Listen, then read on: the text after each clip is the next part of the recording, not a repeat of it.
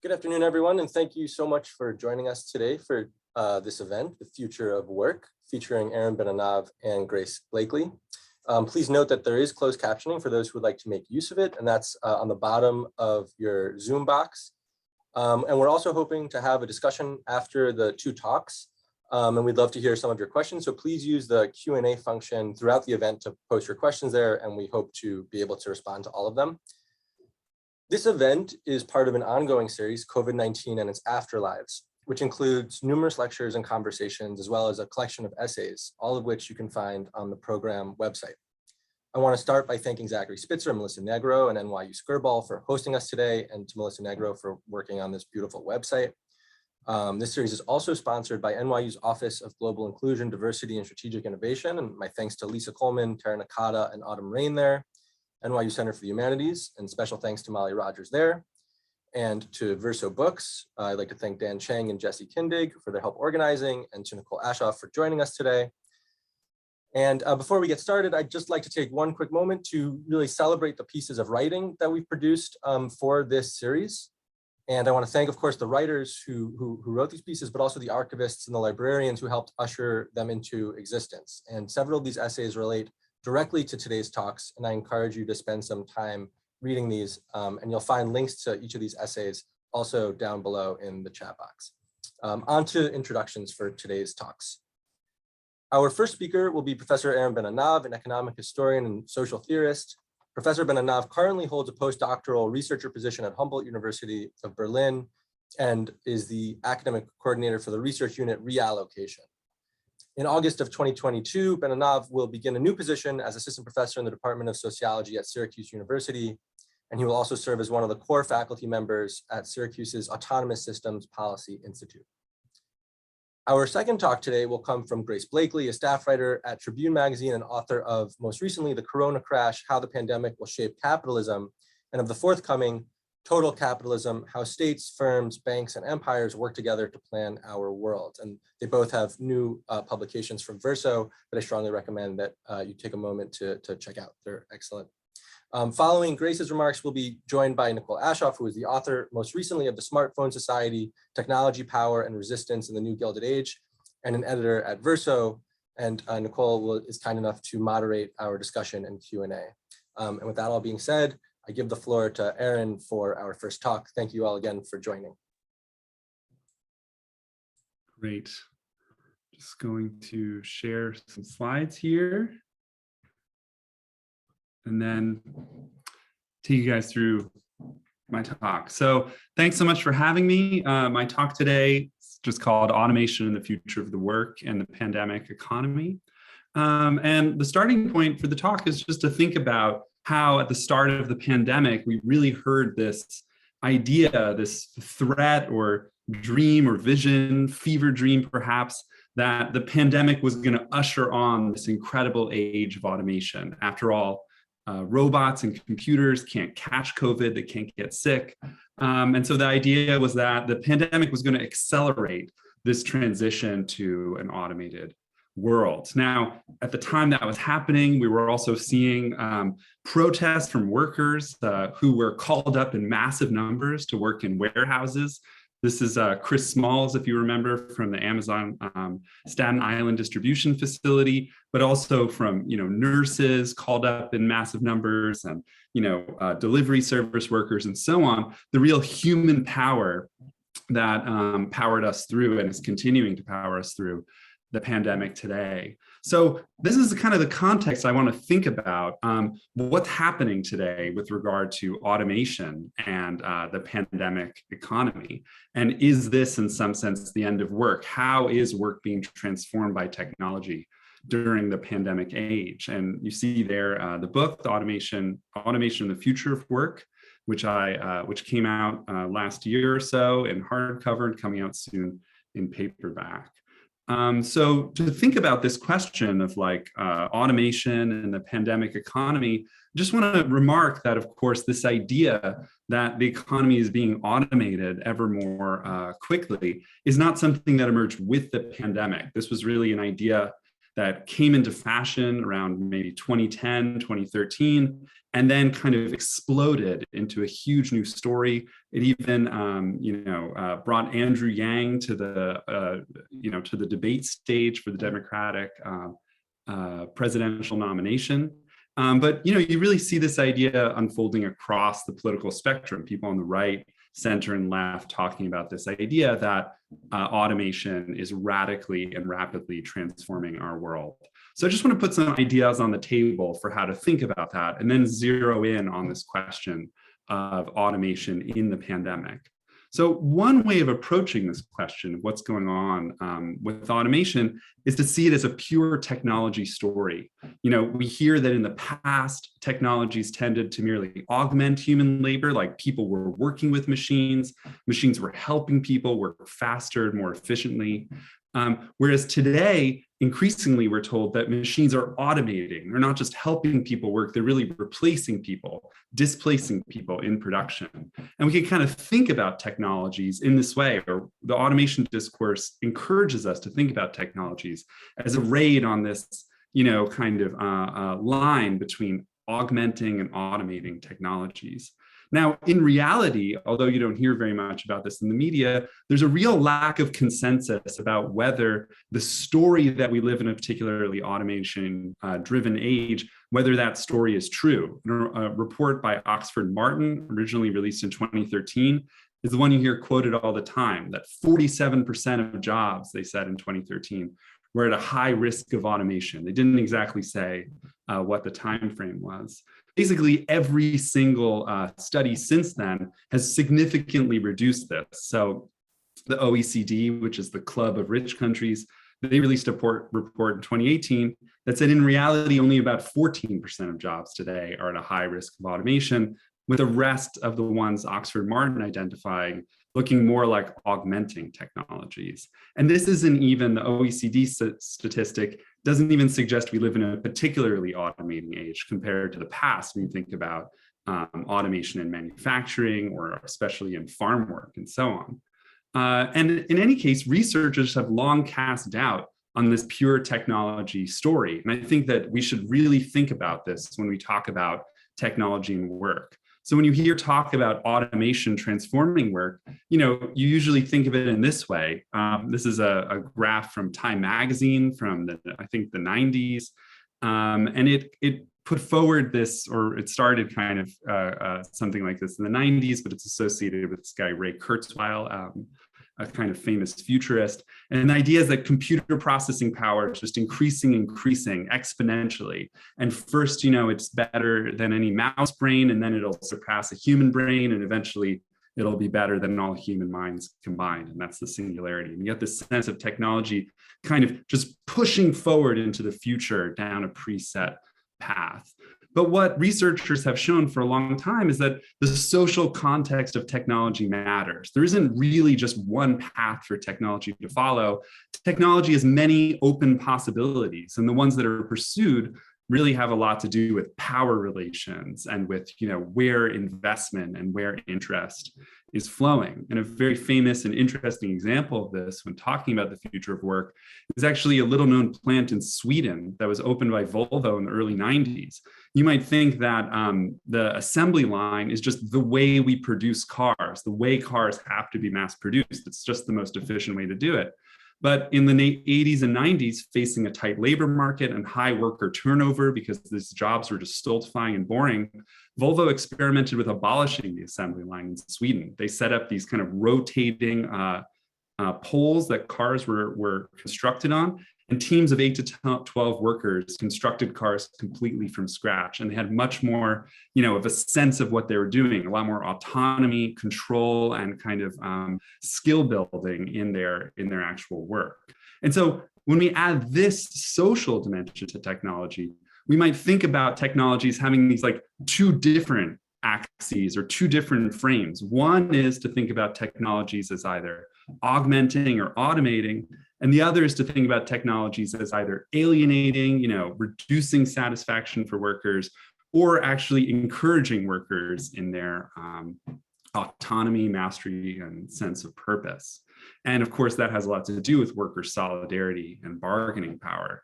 Now, it's definitely true that a lot of the work you're seeing emerging today, especially in the digital economy, is definitely very alienating in character, right? It tends to be, we're hearing all about like algorithmic management, the introduction of all the surveillance technology. We're worrying about like what robot soldiers are going to mean for the future of the world. It's like a very scary and certainly not a freeing or emancipating perspective.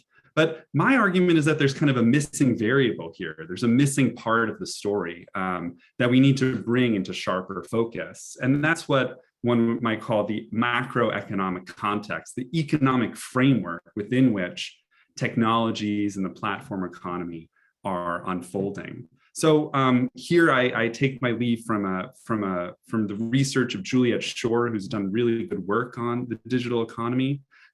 She made this exact point. She said the platform economy must be partially understood in relationship to the general labor market. And she talks about finding that, in the early days of the platform economy, many people were looking for work in the digital economy because they were unable to find jobs during the Great Recession. Then, as unemployment receded in the later 2010s, people left the platform economy to take jobs in the kind of, in the more standard economy. So you have this kind of ebb and flow depicted here, an ebb and flow between periods where unemployment is high and workers are flooding into these precarious jobs in the digital economy, and then periods where unemployment falls and workers are kind of defending themselves. And of course, I'll talk a little bit about that going on right now in the United States in a moment. I think what's missing from this general idea, the kind of macroeconomic context we heard about so far, is what's happening over the course of the business cycles, what's happening over the longer term in capitalist economies.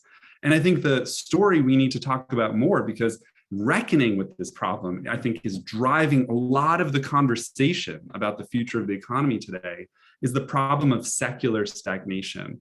Basically, over the past 50 years, the economy, not just in the United States, but across all of the rich countries, all of the OECD, and increasingly also across other parts of the world as well, the economy is just growing more and more slowly. And that's been a big problem for generating social stability in the economy. In fact, what I would argue is that it's this slowing growth, not accelerating technological change, that's really causing all the problems, the major problems for labor, causing this low demand for labor in the economy. And that in turn is what's encouraging today in the pandemic economy, the digital economy to develop in ways that are really alienating for workers. When we have persistent precarity, unemployment, underemployment in the economy, employers just don't have to take workers' perspectives into account when making investment decisions. So this is, for me, the framework within which we have to understand this question about automation in the corona economy. When the pandemic started, we just saw so many news items saying, coronavirus, will COVID-19 speed up the use of robots to replace human workers? And, I did a lot of research on it, and I found very few examples of this actually happening. One of the more famous ones was Walmart, which bought all of these shelf scanning robots, and people were taking pictures of them in stores. So I put that in my book. One example of this is, Walmart hiring these shelf scanning robots. By the time my book had come out, Walmart had already ended this contract with the robotics company and said, you know what, we're going to stick with our low-paid human workers instead. They didn't say low-paid. I added that to the headline. Now, actually, this kind of reluctance to invest in robotics is part of a longer-term trend. The era that was supposed to be an era of incredible automation, the 2010s, actually saw a dramatic reduction in the rate of growth of the fixed capital base. Basically, what that means is that in the 2010s, companies invested a lot less than before in things like robots compared to other periods in the post-war era. And this lack of investment, this kind of reluctance to expand the productive capacity of the economy, to depend on just-in-time supply chains and precarious workers, set up the conditions for what we're experiencing now. They set up the conditions for what in the US is being called the Great Resignation. Basically, workers are taking advantage of low labor force participation and high pandemic era savings, which they accumulated from the various unemployment extra benefits and Trump bucks and Biden bucks and so on, in order to demand better work. I mean, it's a sign of how bad the economy's been, that this is a really unique and surprising phenomenon. Wow, workers actually have the power to demand something a little bit better for themselves in this moment.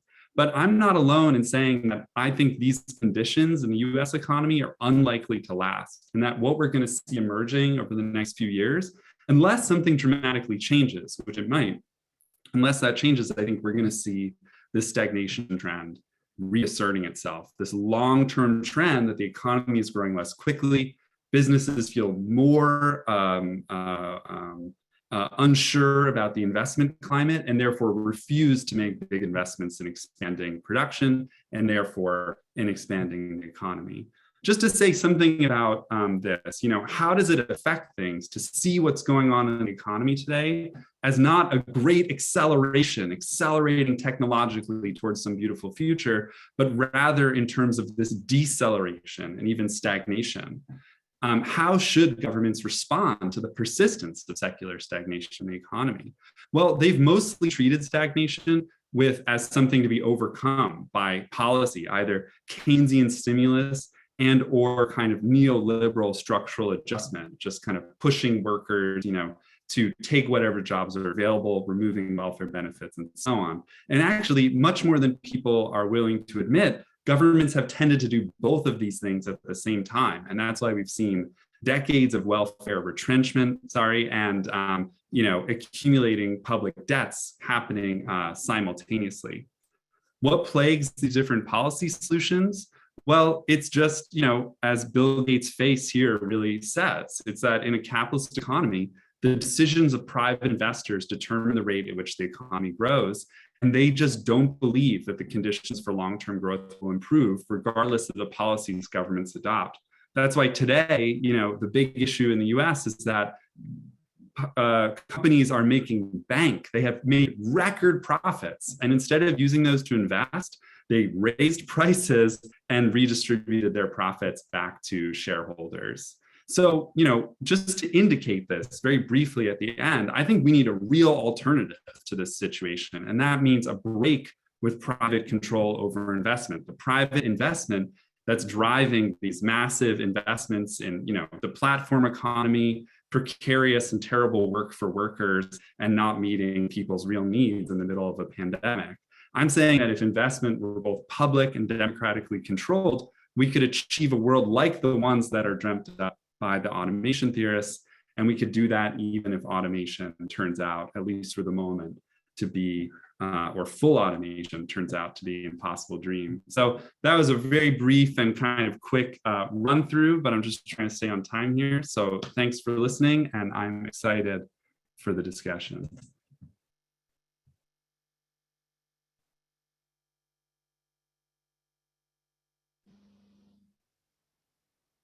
Hello, I believe it's me now, so I'll just go into it.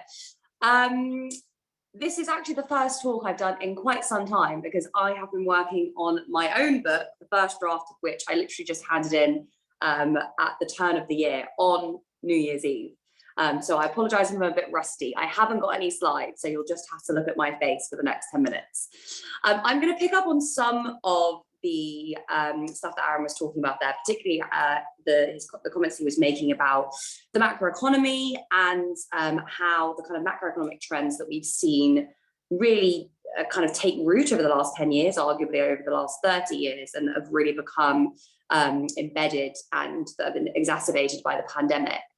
And how those trends are affecting the balance of power between capital and labour. It might sound obvious to those of us on the left that we need to talk about power if we're going to have a kind of coherent conversation about work, but it really hasn't been accepted by most mainstream economists who basically, trotted out the line for a long time. The wages are about the supply and demand for labour, and kind of wider conditions are predominantly the preserve of the state, and the state's role should be limited to kind of promoting flexible labour markets and promoting kind of free market solutions. That has started to change recently, as it has become quite obvious that firstly, the long-term stagnation in wages that we've seen at least over the last 10 years, but arguably for longer, is linked to a decline in bargaining power. And secondly, we have a few interesting natural experiments, some of which Aaron was just talking about there, which suggest that wages in certain sectors are correlated in a number of different ways with the power that workers have to influence the conditions of their employment. So yeah, we need to start with power, think about how many of these macroeconomic trends are affecting the balance of power, and also how the measures that workers are taking to organize themselves are both being affected by these trends and are also affecting the balance of power themselves. But first, I'm going to talk a little bit about some of those macroeconomic trends that I mentioned in my most recent book, The Corona Crash, which talks about the kind of challenges that we were seeing in the economy prior to the pandemic and how those have been exacerbated by the pandemic. So what are the kind of some of the defining features of the world economy right now that have been exacerbated by the pandemic? Well, number one is high market concentration. So there are now a small number of very, very powerful firms, mainly located in the United States, but this is a trend that characterizes most major economies. This has been something that's been the subject of some debate among economists, and most of that debate has centered on the difficult question of how to measure this trend. But I think it's now quite clear. There have been a number of different books. So Thomas Philippon, his book, The Great Reversal, argues that in the US, market concentration has been rising a lot over the last 30, 40 years, but in Europe, the situation is different.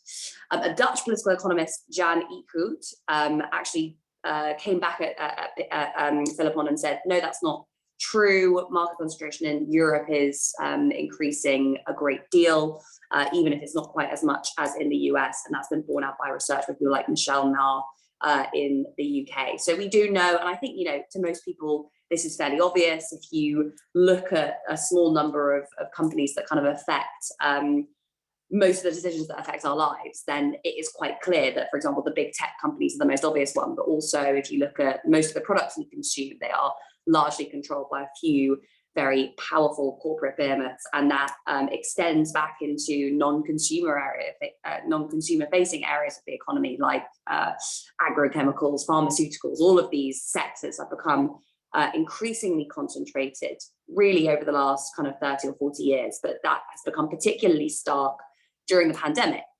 Now, most of the commentary we've seen about this has focused on big tech, and that's understandable because not only are we looking at a crisis which generally serves to increase market concentration. Marx has a great quote about this where he says crises are moments where when capital is lost by many hands, it is consolidated in a few small hands. This makes intuitive sense. Smaller businesses with weaker links to the state, weaker relationships with financial institutions, lower margins, higher debt, more likely to go under, whereas more established firms are find it much easier to survive.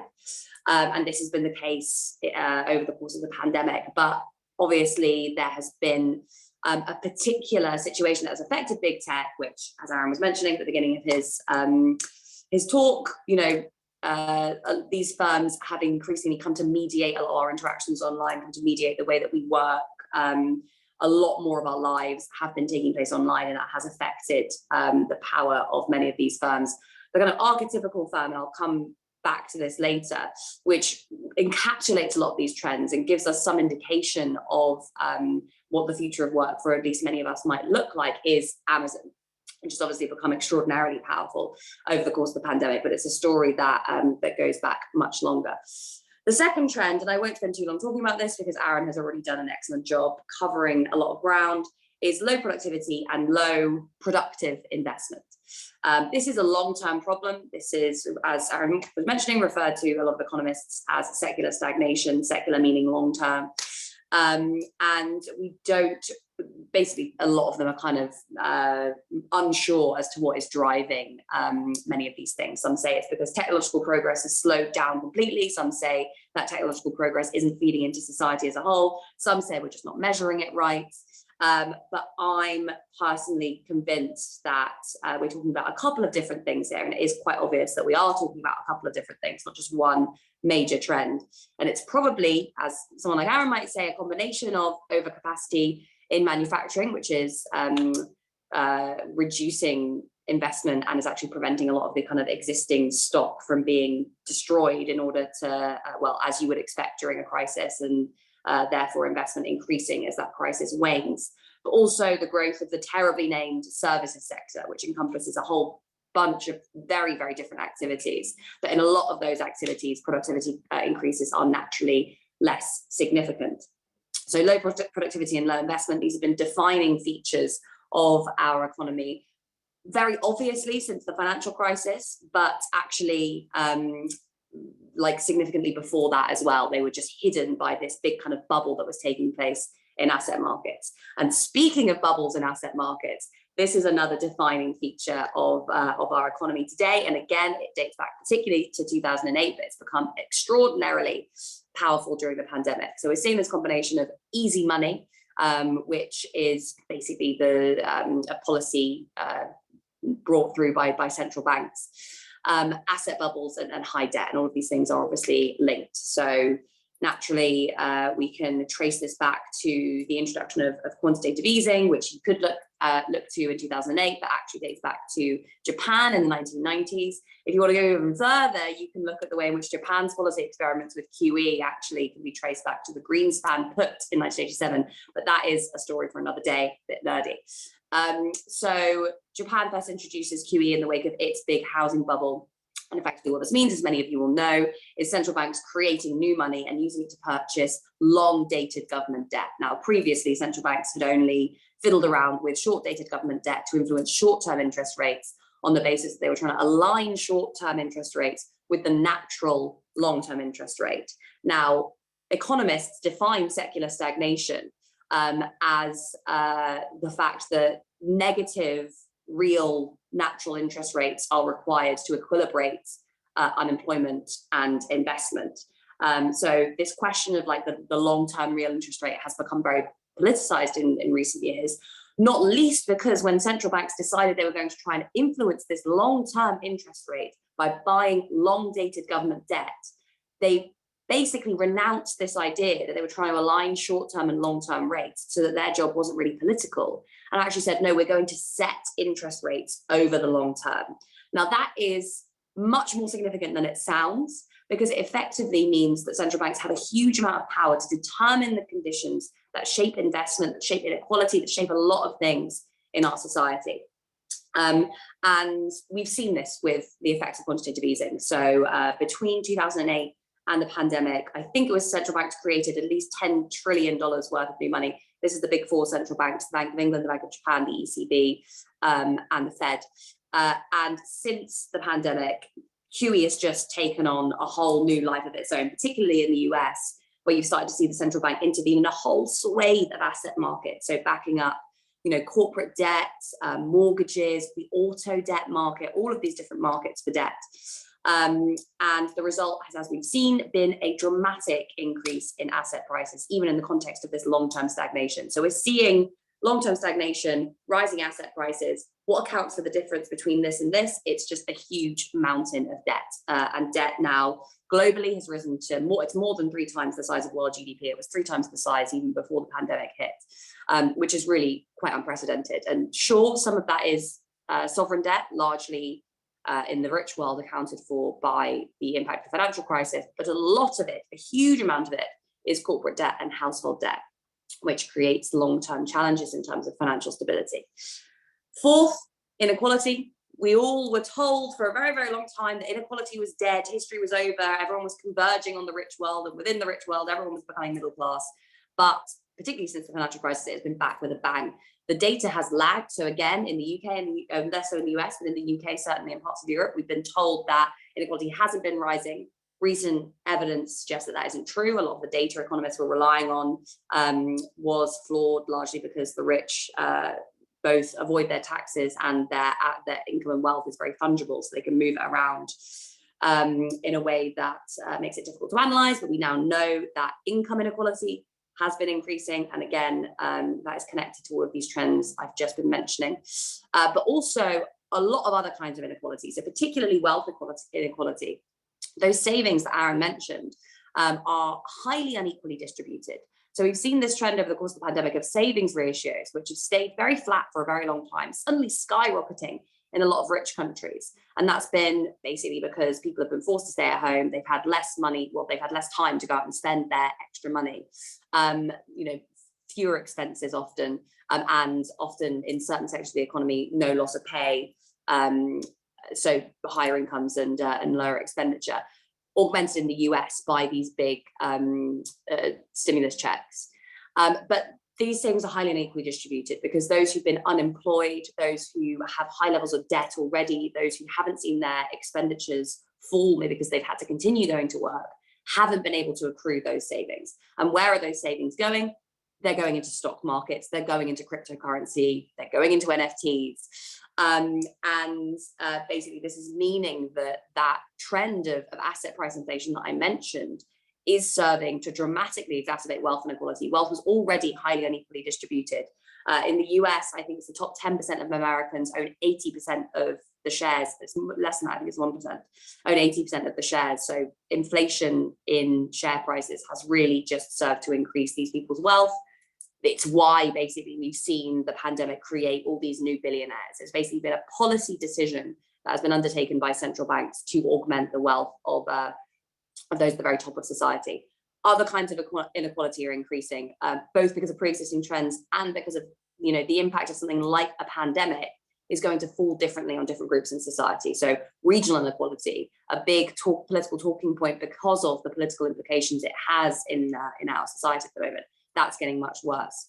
Gender, racial inequality, the racial wealth gap in the US, again, extraordinary and exacerbated by QE.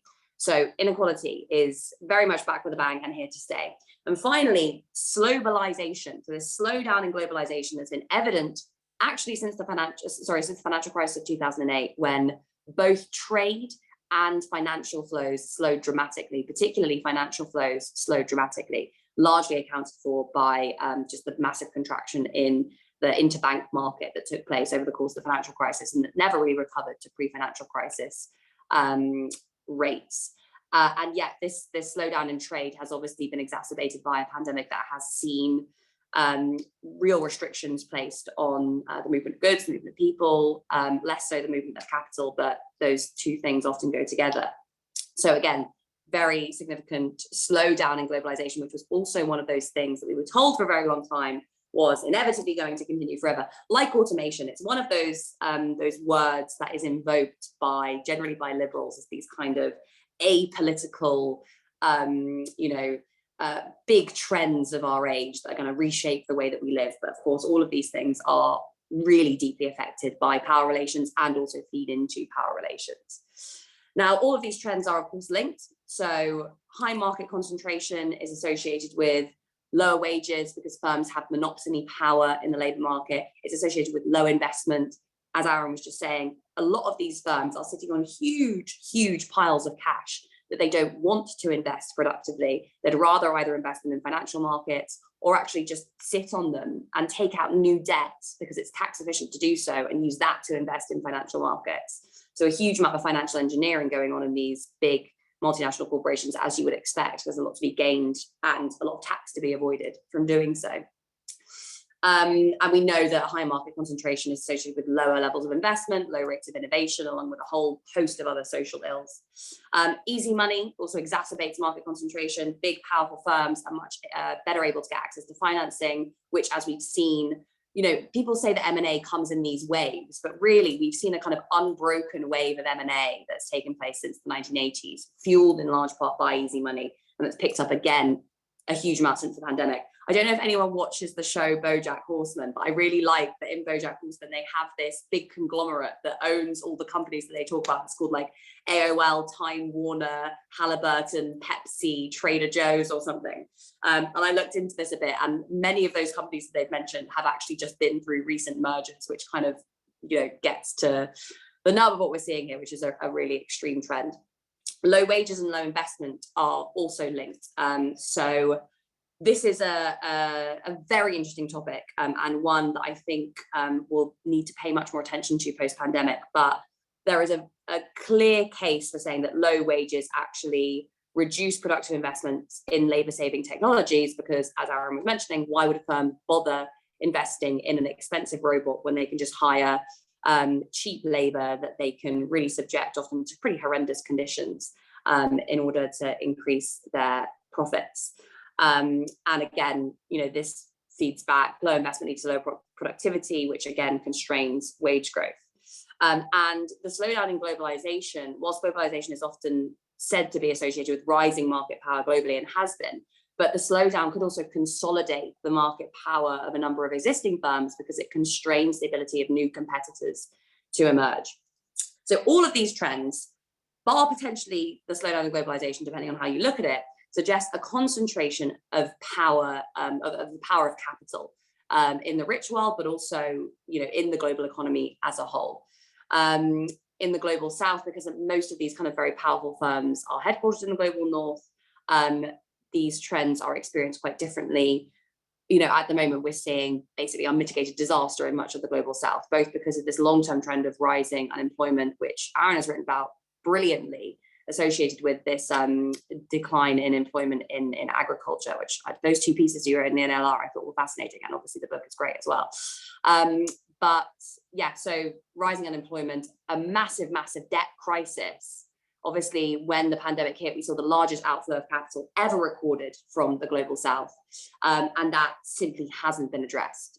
So we had a debt moratorium, but none of the underlying issues have been addressed. And if that isn't addressed, then we're basically going to see states, we already are seeing states forced to choose between spending on healthcare or repaying debts to creditors. Another point I really want to make before I go on to specifics of how this is going to affect work is that we can't see the state as a countervailing force to any of these trends. Usually when I would talk about this to a kind of traditional, economist audience, they would say, right, what are the policies that we need to implement in order to counter some of these things? And there'll be an argument between Keynesians on the one hand, who would say it's all about public investment, and free marketeers who would, trot out their hackney old lines about needing to create more, free market solutions. But actually, it's very, very important. And I think particularly important now that the state is playing such a significant role in all of our lives, particularly, well, has been for a while, but this has stepped up since the pandemic, as playing a particularly significant role in the economy. We need to see the state as a social relation that is also affected by all of these other trends that influence the balance of power in society as a whole. So when the balance of power shifts in favor of capital, that affects what happens within the state as well. So we can't see the state as a countervailing force, because generally the policies that it adopts are going to favor the dominant interests in society. Now, you can see that with what I've just mentioned about central bank planning. You can see that with the way that the stimulus measures have been implemented, not just the kind of way in which they've structurally been designed to favor capital, but also the way that they've just been marked by extraordinary levels of corruption, particularly in somewhere like the US, but also in the UK, that's benefited very particular interests. So again, we can't just rely on the state. We need to think about how we shift the balance of power in society more generally. So how does this concentration of power in the hands of these small number of people, institutions, affect work? I don't know how I'm doing on time. I'm going to try and wrap this up quickly, because I think I have already gone over, even though I'm probably speaking too quickly. So more power for capital means lower wages and more insecurity, effectively. Capital in general tries to, so we're not just seeing this in terms of lower wages. We know, as I've just mentioned, the market power generates trend towards monopsony in the labour market. Monopoly is a single seller, monopsony is a single buyer. So a firm like Amazon, for example, which in many small towns has become the de facto major employer, has a huge amount of power to basically set wages and also shape conditions. So yes, wages have stagnated, and that is a long-term trend that is likely to continue in most sectors. But the other point that it's worth mentioning is that another way that we've seen a reduction in the wage bill has been the offloading, the systematic offloading of uncertainty, businesses obviously don't like uncertainty, from capital onto labour. And this has been associated with the rise of precarity, falling regulation over the labour markets, dramatic curtailment of organising rights that has been in place over the last kind of 30, 40 years. And again, that is something that is likely to continue. The uncertainty and the precarity that is supposed to kind of define and be the source of profits in financialized capitalism is disproportionately borne by workers, whilst risk for big business is socialized, because basically the state steps in to bail these firms out anytime things get tough. This again feeds into these trends, because lower wages tends to also lead to lower investment. So this is I think we have a really interesting potential kind of live experiment here, because there are a number of sectors, where wages have spiked and may stay relatively high because of the labor shortage in those areas. If we suddenly start seeing automation in some of those sectors, so logistics, for example, would be an interesting one, then we'll have a really good case study for showing how wages actually feed into automation, and indeed into investment more generally, because firms, as we said, just don't have the incentive at the moment when wages are so low to continuing to invest. When firms don't invest, it exacerbates this productivity problem that we've been speaking about. And it also means greater investment in speculative activity. So once again, probably driving that kind of asset price Keynesianism that we've really seen dominate most rich world economies since the financial crisis. It also means, a lot of these trends also mean higher prices, higher living costs. And in short, it means that labor gets squeezed quite dramatically. And labor has already been squeezed quite significantly, but it will continue to be squeezed in the post-pandemic world. And naturally, as I just mentioned, most of these trends are far, far worse for workers in the global south, who really have to absorb most of the impact of all the shocks that take place in the global economy.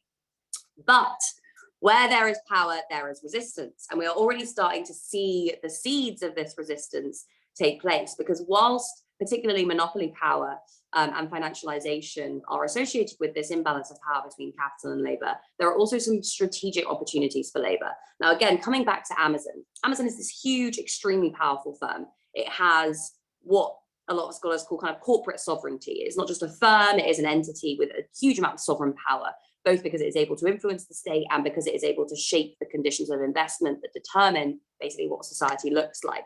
It has terrible, terrible labor practices, like people dying literally on warehouse floors, so along with all these other horror stories that we've all heard about. But because it is this big and incredibly important market come tech company come kind of big financial institution, organizing within Amazon carries not just kind of objective material opportunities to disrupt the production process, but also a huge amount of social power. So people get behind workers when they organize in these big companies. We saw this with a big wave of organizing that took place during the pandemic under the banner of Make Amazon Pay, in which workers across the Amazon kind of universe, across many, many different countries, all went on strike at the same time, organized by different unions, but under this same banner of Make Amazon Pay workers, make it pay its taxes, make it kind of contribute to the costs of climate breakdown. So that is potentially a source of opportunity. If workers are able to take advantage of these trends that we're seeing, both those trends that I've just mentioned, and also we are seeing something of an uptick in labor organizing, and the fact that the economy itself is becoming much more politicized because of this like dramatic increase in state intervention, and we do start to see a shift in the balance of power, we can then start to ask some questions about what a kind of good future of work might look like if workers are kind of able to take back control. Democracy is the big thing here. So there are a number of very, very interesting examples historically of when workers have taken over these management prerogatives of investment. And sorry, I'm gonna stop now. And taking control over production. And that has been often both really kind of life affirming and very threatening to the ruling class. But also, and I think this is really, really important, and the pandemic brings this to the fore, what we really need when we think about the future of work is a politics of care. So we have this big trend, which I haven't actually mentioned, of demographic aging, of the population getting older. And we know that, if productivity does start to pick up again, if automation does start to pick up again, then one of the sectors that is going to affect less is care work, which is going to require a huge amount of human labor.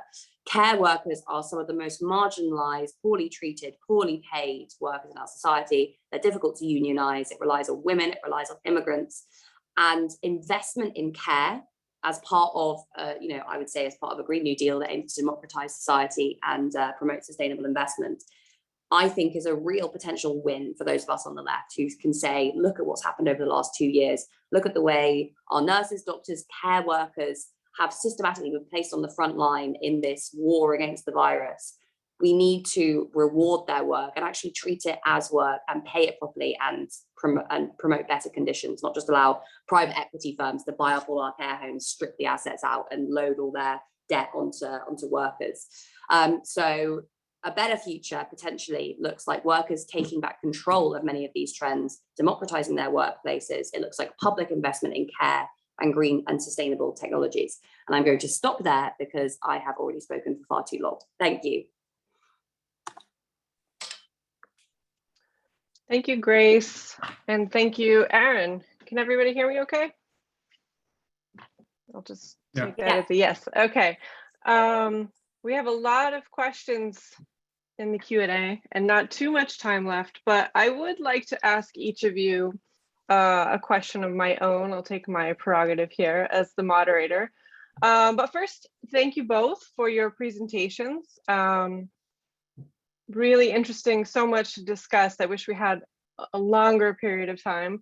And I also was really happy to moderate this because it gave me a chance to dig into each of your recent books. And so I'd kind of like to ask you a question, Aaron, from your automation book, and Grace from your Corona crash book, just to think a little bit about some of the bigger trends and how they might impact work, but particularly the power of workers to actually, reverse the degradation of jobs, and also to improve their livelihoods and build institutions of power. So Aaron, since you talked first, I'll just ask you my question first. And maybe if you're back in town up in Cambridge, we can continue the conversation later.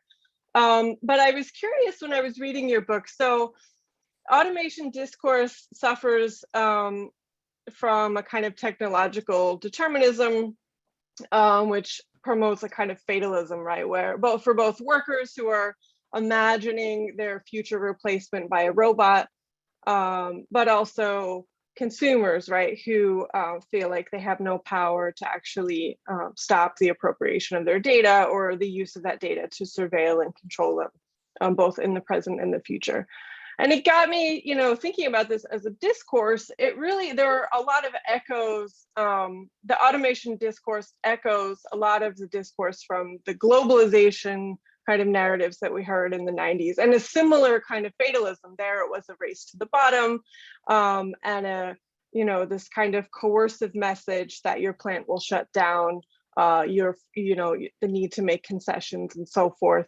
Even in industries that weren't directly impacted by offshoring. And so thinking about this kind of determinism, as I was reading your analysis and thinking about, the decline of manufacturing as the engine of growth in society, and I'm in my mind, I'm thinking this could potentially lead us to another kind of determinism, right? Like thinking about manufacturing in this way can sort of take a lot of the kind of political and class struggle out of the equation. So I wonder if you can talk a little bit more about really how you see the role of labor unions, right? Or the role of organized labor, particularly in these very dramatically restructured sectors like logistics, like healthcare, right? Where we see, whole sectors have been reorganized. And what is the potential there? Maybe to put it differently, to think about, at the end of your book, you have a fascinating discussion about a post-scarcity society, differentiating that from some of the visions that we see in the automation discourse, but still trying to take some of the good stuff there, right? And thinking more broadly. So I would just ask you, how does organized labor fit into that, that kind of story, if at all?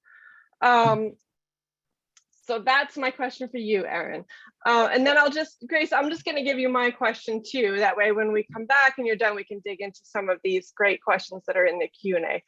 Grace, your little pamphlet, Corona Crash, is great. I think everybody should read it. And there's a lot, it's not just about COVID-19, right? It's really about a kind of deeper structural shift that we're seeing both in capitalism, but also in power and governance. So thinking about the interventions both in 2008 and in 2020, right? And moving back in time to think about the ways that the US and US-led international financial institutions, but also other leading, rich countries intervened throughout the 90s and 2000s to deal with recurring financial crises, right? We see this kind of pattern of intervention to smooth global accumulation and to protect the gains and power of global elites. And then we see 2008, right, which is sort of the mother of all interventions, which leads to a new trend after the initial multi-trillion-dollar injection. We also see this sort of QE forever, and we're all kind of scratching our heads to say, well, what does this mean if like the cost of labor and the cost of capital are no longer constraints on investment and profit-making decisions, right? And then we have 2020, right, where it's like, again, we see an even greater kind of intervention. And I think in your book, you very boldly say, not only is that sort of a deepening of this sort of new pattern of state intervention, but you go further to say it's actually a new phase of, we're entering this phase of state monopoly capitalism, and we're moving out of sort of what we loosely call neoliberal capitalism. So I'd just like to push you a little bit on that to sort of elaborate, because even in the era that we're calling neoliberal capitalism, there was always a pretty wide disconnect between rhetoric and policy, right? So I would just ask you if you could elaborate a little bit on what are the most significant differences between that era, right, of what we could call neoliberalism and this new kind of state monopoly era, and what do these differences mean for workers, right, in terms of not just sort of struggle and improving their working conditions, but also in terms of sort of building political movements that can effectively challenge, the trends that you and Aaron were talking about so eloquently. Great. Well, just briefly on that, I thought that your question was really well put, because I think it is true that the automation discourse is a variant of this kind of determinism, right? It makes it seem like, this is just technology rolling on, and like globalization, there's just nothing that we can do about it. And I think what we've seen, right around when the book came out, and now not having anything to do with my book, but just more broad change in society, I think we've seen this incredible tech backlash that's occurring not just against the ways that technology, we're learning that all of these social media companies like Facebook and so on, they've all been really carefully manipulating their algorithms to have all of these terrible social effects. And that's had broadly negative effects on society.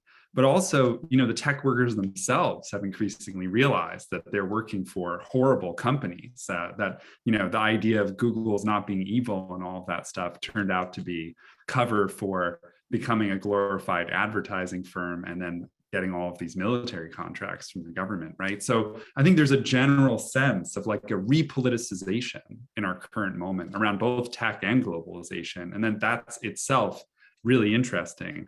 I certainly don't want to come off as a determinist in my views. In fact, I try to make my book into a kind of letter to the people interested in automation, saying, hey, this is a lot less deterministic than you thought. We actually need to be really involved in social struggles and workplace struggles among them in order to see change. I think somewhere where Grace and I would probably really agree is that, when we're looking at what would really change the world, it's going to take a combination of really transforming and broadening workers' power, but that also means workers' democracy. And I think struggles within the union movement in America would be something to think about when we're thinking about that idea of not just workers' power, but workers' democracy. But the other side of that is to really change society. We have to change the way that the investment function is handled. It can't be one just from the shop floor. It also has to be one by broadly transforming the economy away from being profit driven and towards a radically different structure for thinking about how macro trends and how resources are allocated, how that's taking place. So it has to really be from both sides. And I think that's why, what gives me hope is that in a world with a lot of reasons to not be hopeful, is that I think we're seeing both an uptick in, workers' struggle and a renewed interest in power within the workplace, and also broader social movements that are taking on, a lack of democracy and very, very bad distributions of power, and the way that this very small, wealthy elite is kind of standing in the way of any better transformation in society, whether it's green transition, whether it's, reducing inequality and transforming society more broadly. So I think that, those are the kinds of things that give me hope that we can live in maybe we would say a less deterministic world, in some possible future. So that's my thoughts about that. But I think it's a really interesting topic more generally. I hope to talk to you about in Cambridge. Thanks, Aaron. Grace? Yeah, so this is a great question because it gives me a little bit of a chance to talk about the new book that is still a work in progress. But this question of kind of, is neoliberalism over because we're seeing more state intervention in the economy? I want to answer initially with a no. I think there's a legitimate question to be asked around whether shifts in trade policy and international policy represent more of a break with neoliberalism, but greater levels of state intervention certainly don't represent a break with neoliberalism. And this kind of links to the thesis of my new book, which is to really look at the ways in which forms of centralized planning take place within nominally capitalist societies. And the argument is not that the fact that planning takes place within multinational corporations, financial institutions, states, international organizations, the fact that that takes place does not mean that the system under which we're living is not capitalism, which is what kind of proponents of free market economics would suggest. They would say there's two very clearly defined systems of organizing the economy. One of them is central planning, the other is the kind of spontaneous, decentralized free market mechanism. But within capitalist societies, there always exists forms of concentration, of kind of concerted and institutionalized power that allow certain actors to actually insulate themselves from the impact of the market and to shape the conditions in which market interactions take place, and to engage in those market interactions in such a way as to augment their own wealth and power. Now, in the book, I look at how planning takes place in firms, financial institutions, states, and international organizations. But the question here is really to do with state policy. And I think a lot of the kind of problems that we have when we talk about state intervention really come down to this fallacy that sits at the heart of not only neoliberal and liberal thinking more generally, but actually a lot of what how the people on the left just understand the economy, is that there is this very clean distinction between politics and economics. So the idea of corporate sovereignty on the one hand is a contradiction in terms, but also the idea that the state is a social relation which is just as affected by the balance of power within society as a whole, and that works its way through institutions and through state institutions story, and the state apparatus functions as a kind of platform within which class interests are kind of articulated and translated into policy. That also doesn't work and doesn't really make sense, even if like progressives and some neoliberals would say that the state has been captured by vested interests, right? Which isn't really the right way of thinking about it, because it suggests that this state is this kind of thing floating on top of society that you can get, but it's not. It's a set of institutions that are influenced by this balance of power more generally. And we've seen this, as you mentioned, over the course of the pandemic. State intervention has been systematically geared towards promoting the interests of capital. And when workers have been given things like the furlough scheme or stimulus checks, there's been some studies showing that the vast majority of that money ended up in the hands of, if for less well-off people, the vast majority of that money ends up in the hands of landlords and banks because it was used to pay down debt. For the better off, it accumulated in the form of these large pools of savings, which are critical to maintaining this really unsustainable model of asset price Keynesianism. So even when the state is doing something progressive, often the way in which that is undertaken, and I think particularly the stimulus checks in the US, which everyone on the left was really keen to kind of promote, and I understand why, but they did really, really feed into this problem because the wealthy took that money and invested it in stock markets, and the less well-off took it and they used it to pay off debt.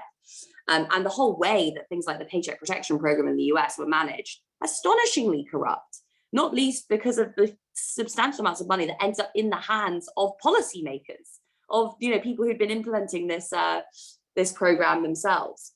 So looking at all these different forms of planning, we can see not necessarily a break with neoliberalism, because as I've mentioned, these forms of planning don't recede even as they're covered in this ideology of this is all free market intervention. And again, these questions of what does and doesn't constitute planning are very interesting and taken up very, very strongly by neoliberals. They say that any interventions to shape the rules of the game around market interactions and to construct the right kinds of subjects don't really count as planning. But of course, I think in a number of very important ways that they do.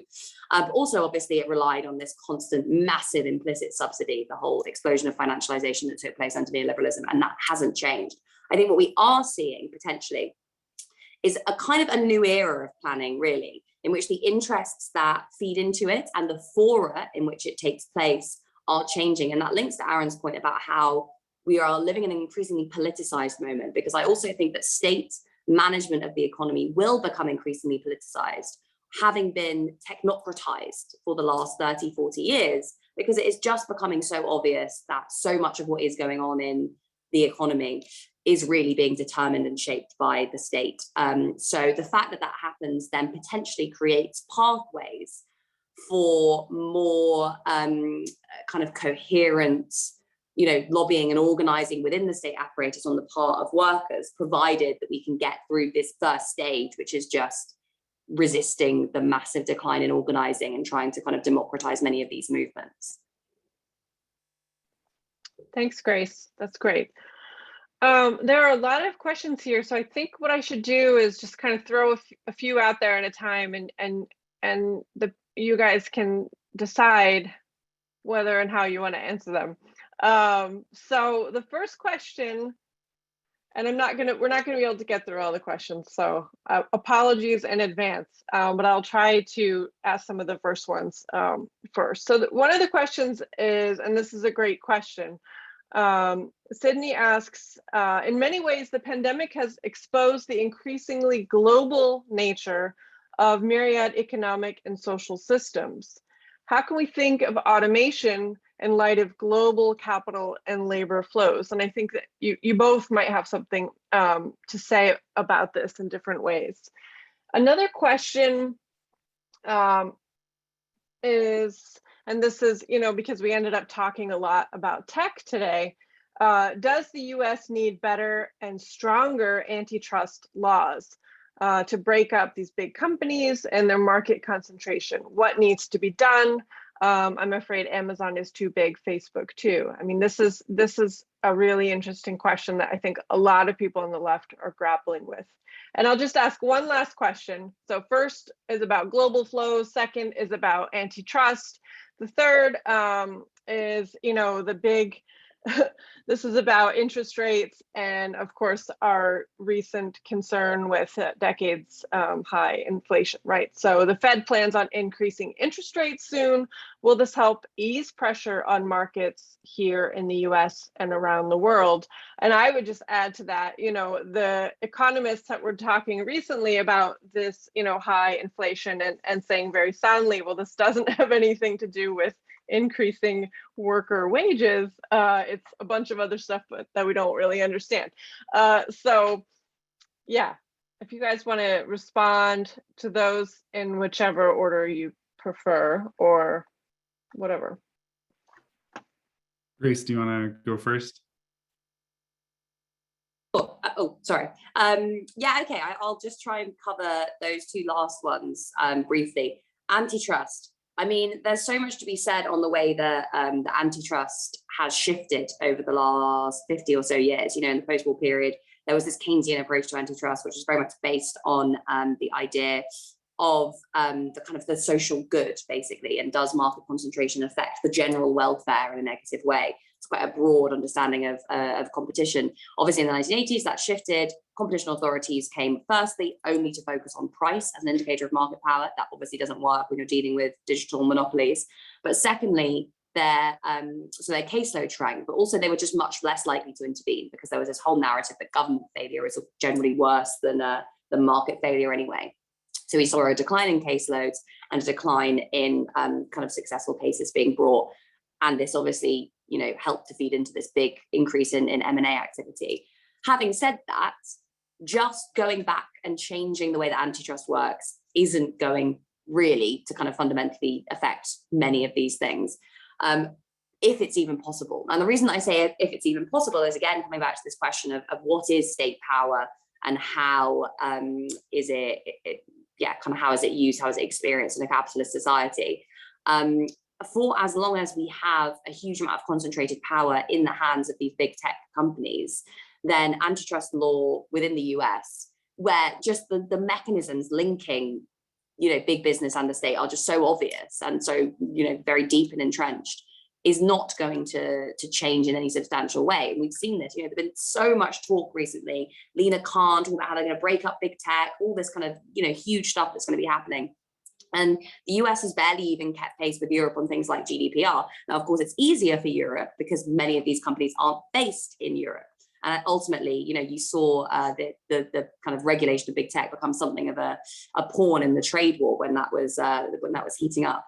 But in sum, no, antitrust regulation isn't going to, if it's even possible to implement it in a progressive way.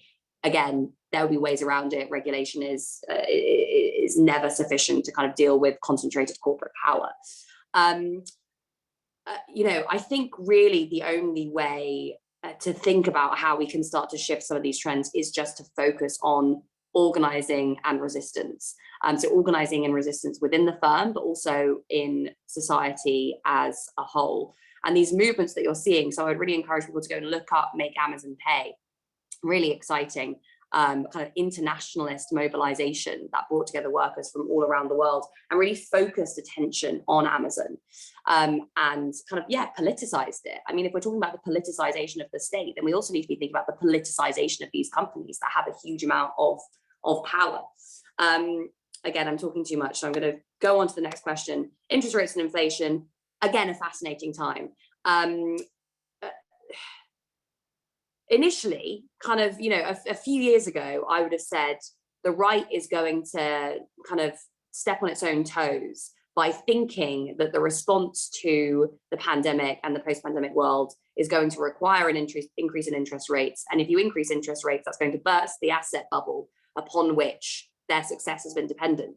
Now, I am increasingly convinced that we might see a perfectly regressive stance in monetary policy, which would be an increase in interest rates that would increase the cost of borrowing, primarily for lower income borrowers who are more likely to be affected by changes in interest rates, alongside constant unorthodox monetary policy, i.e. asset purchases by central banks. So monetary policy pushing in two different directions effectively, but two different directions that are different politically.